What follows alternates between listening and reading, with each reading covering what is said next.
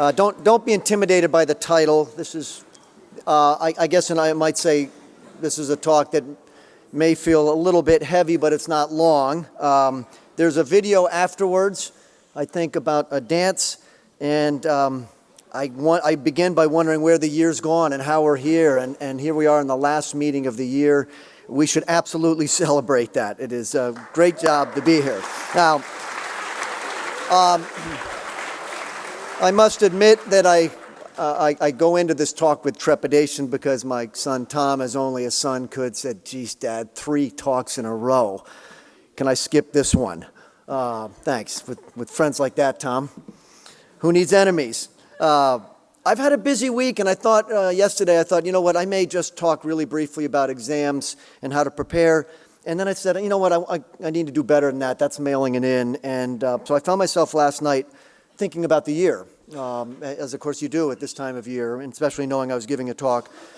And so I wrote a talk last night, and I got great help from his pastor with the slides this morning. And so I want to talk about the year.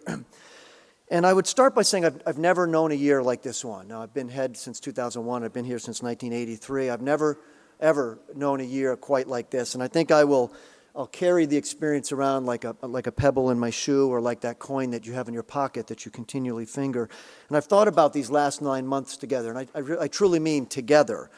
And in the end, I think I only make sense of it, or I make best sense of it, by looking at a poem. And the poem is by William Wordsworth, and there's no English teacher in the department who'd be surprised that in a year of loss, I think of this great author, one of my favorites. And I found meaning in the gift of his lines. Wordsworth was a great late 18th and 19th century romantic British poet. A lot of scholars would argue that his greatest poem was one with the long and unwieldy title, "Lines Composed above Tintern Abbey on Revisiting the Banks of the Wee River During a Tour July 13th, 1798. Many would say this is his best. Most scholars simply call it Tintern Abbey, and that's how some of you may have even encountered it. And the poem is about a visit that Wordsworth took to this area. And it's an area that I visited many years ago when I made a pilgrimage of sorts, when I felt if I knew Wordsworth, I had to go to this place. And it is a stunningly beautiful location in England. It is got of rolling hills and woods, a quiet river that murmurs by, and then this vast ruined abbey, the walls and foundations still standing amid this kind of velvet green lawns. And so it's no surprise that for poets and romantic painters, this has been a source of great inspiration. The poem is 160 lines long. It is intensely nostalgic. It's about loss. And so the tone is hushed and mournful, as you'd imagine if you're staring down on this place. But it's also about the act of memory and how memory can compensate for the loss. So the tone of the poem is also celebratory and deeply peaceful. There's no work, I know, that is more bittersweet, and so you're perhaps beginning to see why this poem has brought comfort and meaning to me this year. Now, I won't pretend to explicate it fully. There are literally books that have been written about these 160 lines of blank verse, that is iambic pentameter, that's not rhyming. But here's a start. Wordsworth begins by remembering that he was here years ago with his sister, who was very dear to him. And he speaks of the solace and the happiness that he knew and when he visits those memories. Even as in the intervening time as an adult and living and working, he has experienced the trials of adult life, and he's continually reminded of what he lost.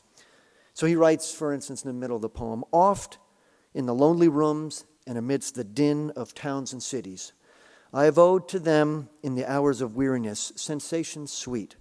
I felt in the blood and felt along the heart, and passing into purer mind with tranquil restoration."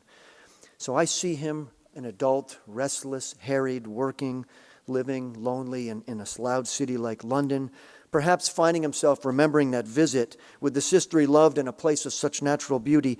And he feels something not just simply deeply pleasurable in his heart and his mind, but it's even more than that. He used the word, it is restorative. It pieces him back together. It restores him to a place he once had and he thought he had lost. The memories bring its sensations so sweet he experiences a feeling as if it's passing intensely into his physical body. Remember, he said, into my blood and into my heart. And he says, my mind is made more pure. His worries disappear. He only knows a sense of tranquility. And he's talking about something that all of us know, how we can find in memory of what we no longer have a deep happiness. the happiness that can only be experienced paradoxically because we've lost. And then as the poem continues, he speaks of what it was like to be young in that place. In this very spot he stands, and I've stood as close to where I think he wrote the poem, and he is no longer innocent. But he once was a young boy who bounded around the hills and played in the rivers along the streams. And as he stands there, he writes, "The picture of my mind revives again. While here I stand, not only with the sense of present pleasure, but with pleasing thoughts that in this moment there is life and food for future years." So it is as if he is two people at once. The happily innocent boy who ran about the hills, and now a grown man, wiser, pensive, saddened, and lodged intensely in the now, in the moment of awareness of all that he's lost and the joy that you feel in recollecting what you've lost. The boy is gone, to be sure, and that's sad. But note what he says. He says, these pleasing thoughts, this act of remembering, is life and food for future years. It is as if memory can sustain us above all else. It is a source of such profound pleasure, of such importance, that it's life. The act of memory, he suggests, means that loss of all kinds, and I think he might mean even death, can bring life. And then the poem's center comes a few lines later. It's, at least for me, I argue it's the center. There's much debate about it, but it's where he picks up this theme explicitly. And he writes this: "That time is past, and all of its aching joys are now no more, and all of its dizzy raptures. But not for this faint I, nor mourn nor murmur. Other gifts have followed, and for such loss I would believe abundant recompense."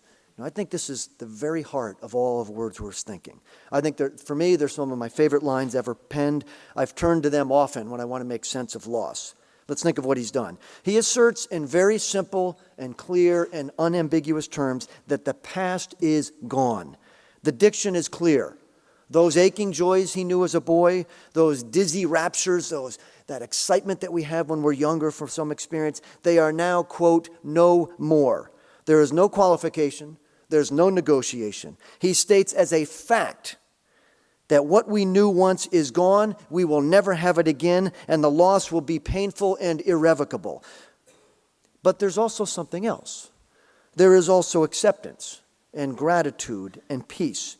Wordsworth says essentially, I've lost so much, but that's okay. And in fact, it's better than okay. The realization doesn't make him faint. He neither mourns nor murmurs. And indeed, he says, for all this loss, other gifts have followed, and he uses this wonderful phrase that scholars know, abundant recompense. It's odd language, abundant, a kind of understatement. He didn't say stupendous or outrageous or incredible. He said abundant recompense. And recompense, of course, is a financial term, as if it is being compensated for damages, for loss. If we have loss, we may be lucky enough to be compensated. And he says he feels more than paid back. It's the very act of remembering that brings something of even more value than the experience that we've lost. He doesn't say that loss is without pain, quite the opposite. But loss is also a gift that through memory more than compensates. So for the Taft faculty, as you all know, the year began in great loss. As you know, during the summer, Ferdy Wandelt, who was the school's admissions director, assistant headmaster for alumni affairs, great friend of mine and so many people, he's one of the most important leaders in the history of the school. He died suddenly. And for over 40 years, he had served the school. He had changed the course of the school's history, and he was an incredible mentor to students and to faculty. And so for many teachers and alumni and graduates, students, he was a man of inestimable value. And so for a lot of faculty, the year began in a kind of hollowness, a kind of emptiness and loss. But over the year and through memory, I know that I feel more than abundantly compensated. There were such beautiful gifts that came through memory. The sight of hundreds of men and women celebrating his life under a tent in Centennial. The awareness that as teachers, we really might try to honor him in our work. The gratitude, the simple gratitude we felt, how lucky was I that I got to know this guy. And then the simple pleasure we knew in sharing Ferdy stories, many of them funny stories. And then, of course, when we lost Zoe, we lost again. and deeply. And in my years here, I've never known a sadder day. And this loss is going to stay with me forever, as it will for all of you. But what gifts we've been given that have served, I hope, as abundant recompense. How much, again, to use his language, how much food and life have we been given in the memory of her? I was given a gift when I stood in front of the faculty that dark morning and I looked out into the eyes of these people, these colleagues that I admire and love so much, and I saw their grief and strength, and I watched them walk out of the faculty room prepared to teach and to minister and to love. And when I saw and I heard of gestures of caring from all of you and how you extended this to each other in classes, in the dorm, in teams, over lunch, or when I watched a town and a school come together in a way I never could have dreamt of, and how we were wed in shared grief and solace, when I would see someone who had suddenly remembered Zoe and inexplicably wept or laughed, or when I saw a school at its very best, grieving and celebrating at once, living entirely in the loss, and also finding the strength and humor and faith to resume living and learning, and when I simply found myself overcome with a profound gratitude that came simply because there was someone I was lucky enough to know and that I had lost. And so in memory, we find all we need, Wordsworth says. All we ever need. Gifts, recompense, life. And of course, here's how we end the year. We end the year on Sunday in commencement in loss. It's loss. It is a joyful day. It's a day of incredible celebration. But you will lose friends, mentors, teammates, boys and girls you acted with or played with or lived with or learned with, sat next to, had lunch with every week, stayed up way too late talking with. Faculty will lose as well. It's a terribly difficult day for faculty.